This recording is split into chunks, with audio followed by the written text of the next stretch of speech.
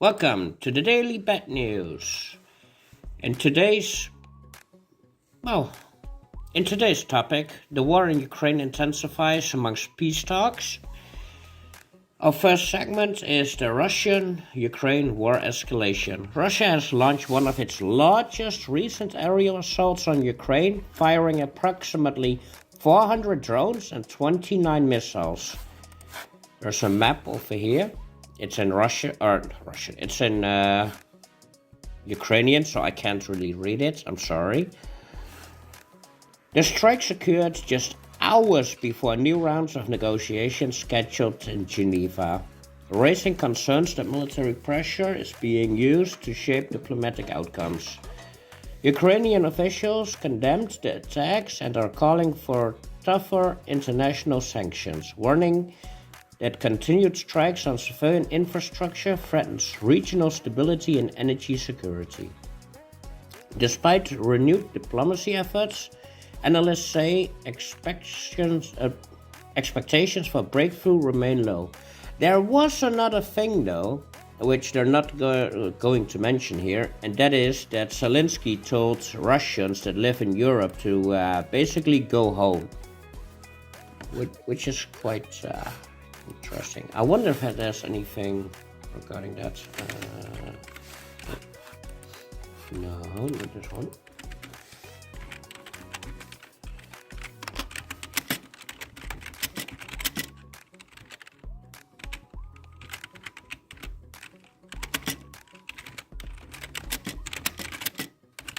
There was a Dutch article about it. Oh, wait, there is also an English. And this was on Monday, mind you. Let me quickly see. In the Ukrainian agenda, a topic has resurfaced that usually isn't about the front or weapons, but about money, passports, and a comfortable life. Somewhere out there, Ukrainian President Vladimir Zelensky said firmly in a September 15th, 2026 interview, if people are connected to the regime in Moscow, but arrange their lives in democratic countries, then sanctions should hit them and their families. So what exactly did Zelensky say, and to whom was this phrase addressed? Several key accents stand out. First, it's not about all Russians, but about those who have ties to the Kremlin system, but live in the EU and the USA. Educate their children there, buy real estate, use the rules of democracies, and at the same time remain part of the environment that wages war against Ukraine. Second, Zelensky directly linked the topic of families and assets with the fact of sanctions. In his opinion, do not reach key sectors. He specifically mentioned the Russian nuclear sphere and Rosatom as an example of direction where, according to him, there's still no full-fledged restrictions. Third, the note indicates that the interview was given to a Western publication. TSN mentions Politico and specific journalists. Why did... Okay, I don't know what Israel has to do with this. Because in Israel there is indeed a huge Russian-speaking community, and any loud word about Russian abroad here is automatically perceived through the local lens, repetitions, war, family stories, difference in views within the same language groups. But language and citizenships aren't always the same thing. Russian-speaking in Israel, a very broad layer of people who different countries of the former USSR, and for many families in recent years, the word language has long not coincided with the word political position. So it's funny that this actually says something else than the Dutch article. Let me quickly... Oh, and this is... Okay, well, it changed again. Great. F5. Oh, Syria.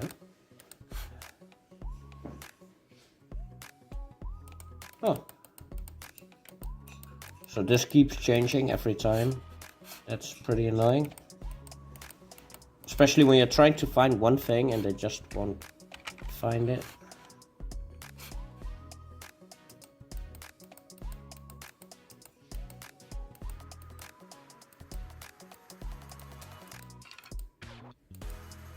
Nope, can't find it. Of course I can't. Wait, shouldn't it be? Maybe.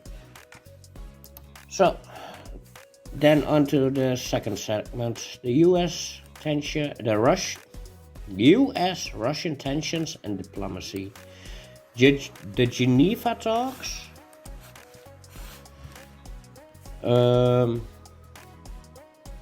Mediated by the United States, represent one of the rare instances of direct negotiations in Europe after earlier rounds held elsewhere. Relations between Washington and Moscow remain strained, with both sides accusing the other of prolonging the conflict. Complicating matters further, the last remaining Cold War-era nuclear arms treaty limiting strategic weapons between the United States and Russia is nearing expiration. A development that could remove key safeguards against nuclear escalation. We have a whole video about that as well. Officials say both countries agreed to re-establish high-level military communication channels for the first time in years, an emergency measure aimed at preventing accidental confrontation. Transition. With war pressure mounting and arms agreements fading, experts warn the risk of miscalculation is growing.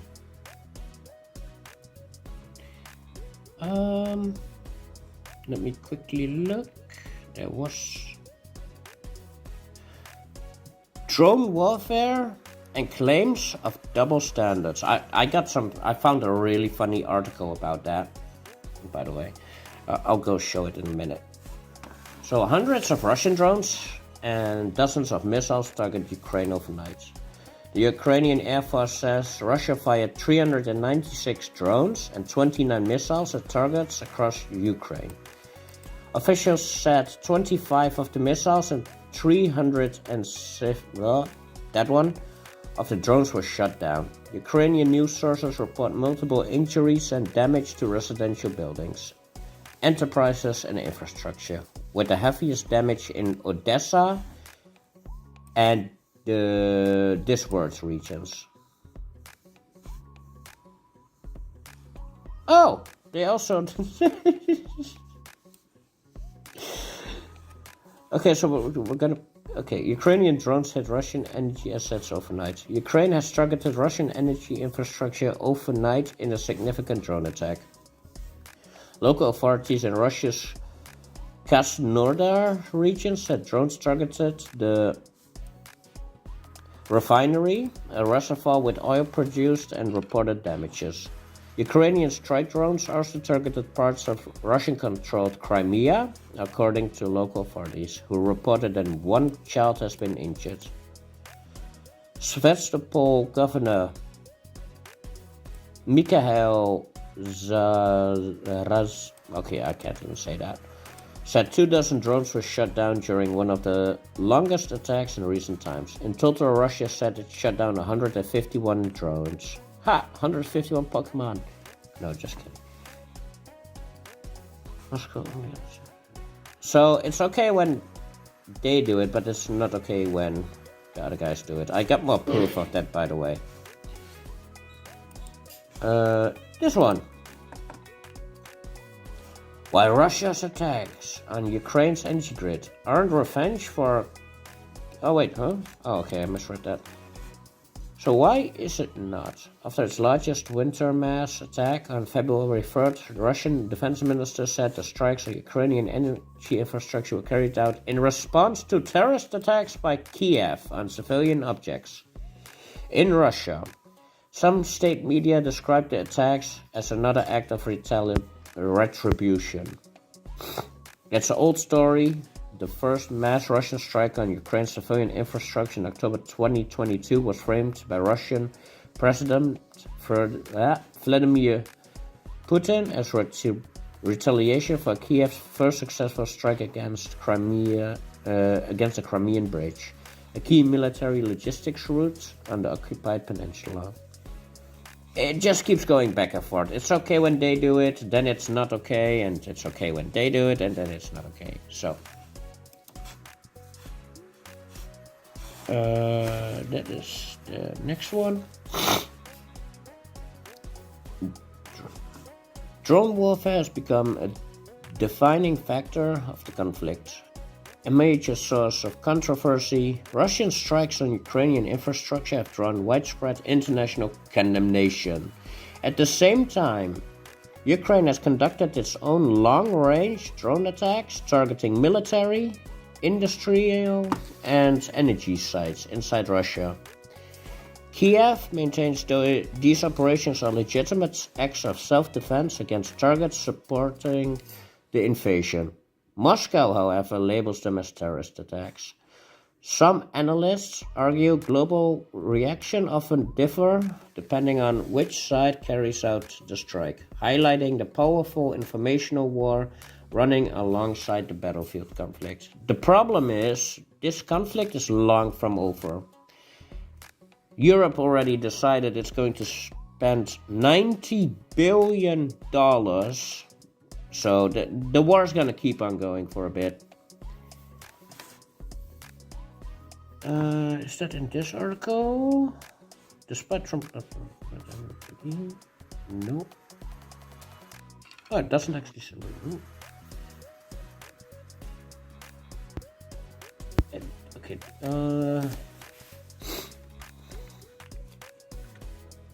so there's another... Okay, it doesn't actually say it here. Is there any... What is the last update? Oops. 18 hours ago is the last update. Talks kick off. Was there any updates beyond that? Oh, go away. Oh, there is updates. Why did it stop?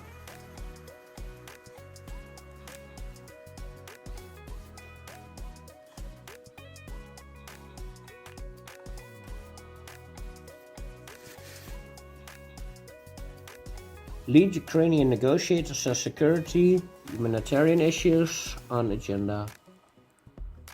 Rostam Umerov has thanked the Trump administration for its engagement and consistent work in its negotiating process. In a post on X, former Twitter, the lead Ukrainian negotiator in Geneva said that his team had a clear mandate and framework approved by Zelensky. We're working consistently, focused, and without excessive expectations. Our task is to maximally advance those solutions that bring sustainable peace closer, he said. Well, in this case, it's going to take another, 20 years? Displays, yeah, here's what happened today.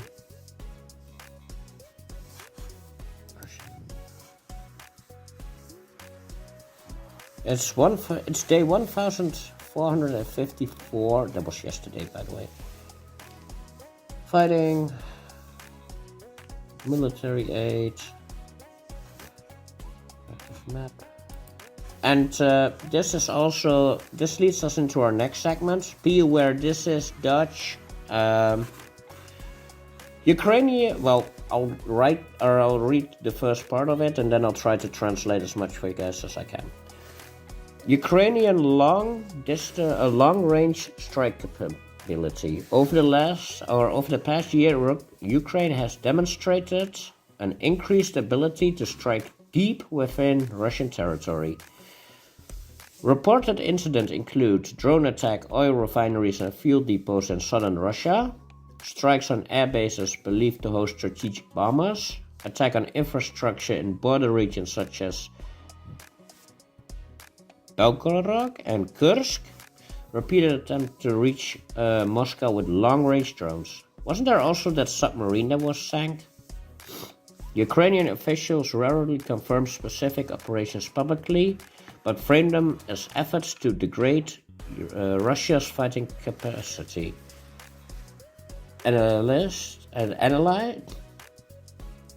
Analysis, military experts say drone warfare is reshaping modern conflict, allowing both sides to strike far beyond traditional front lines while maintaining plausible deniability. Okay, I'm gonna live translate this for you guys. Ukraine drones are going to be equipped with SAR radars from the French firm Harmattan AI, which makes reconnaissance in clouds and fog more reliable. So basically they can go through the clouds and reach their targets. It does not require 100% of the system to work. More important is that most of the system functions.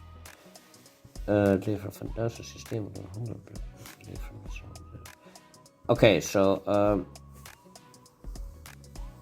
the deliverance of 1,000 systems that 100% work is less useful than 100,000 systems for which 80% works. If you want more on this, let me know in the comment section down below. This is pretty much it for today. If you have any questions, if you have anything that you want me to cover, let me know in the comments down below. Don't forget to like, share, subscribe on Twitter, X, Rumble, and YouTube. That's it for today. Peace.